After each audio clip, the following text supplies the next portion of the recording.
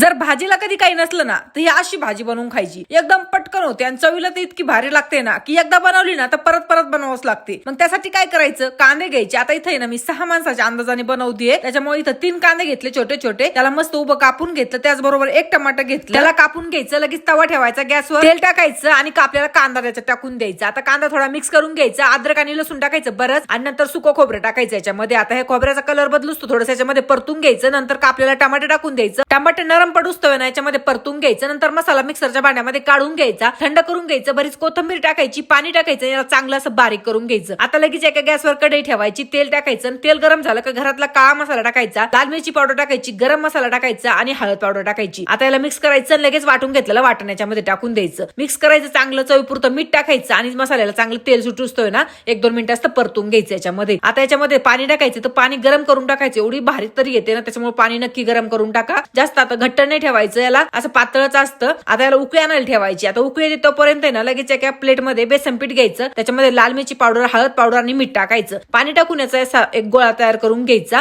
आता ह्या भाजीला उकळी आली का झाऱ्या घ्यायचा आपल्या पुरी करायचा आणि बेसन पिठाचा गोळा घ्यायचा आणि त्याच्यावर ठेवून असं रगडून घ्यायचं. बघा असं टपाटप अशी शेव पडते खाली मस्त पैकी. आणि आता याला सगळी शेव पाडून झाली का मीडियम बारीक गॅसवर आहे ना 7-8 मिनिटं या शेवला शिजून द्यायचं. 7-8 मिनिटाच्या नंतर आहे ना अशी भारी आपली भाजी रेडी झालेली असते. तुम्ही बघू शकता एकदम कलर भारी आलेला आहे, चव भारी आलेली आहे ना, काय सांगू तुम्हाला. म्हणजे एकदा बनवली ना तर परत बनवावंच लागते. बघा जेव्हा आलं ना मनात तेव्हा लगेच करायला घ्यायची. एवढी सोपी आणि एवढी टेस्टी आहे ना तर काही विचारूच नका. तर बनवा आणि मला कमेंट करून नक्की सांगा.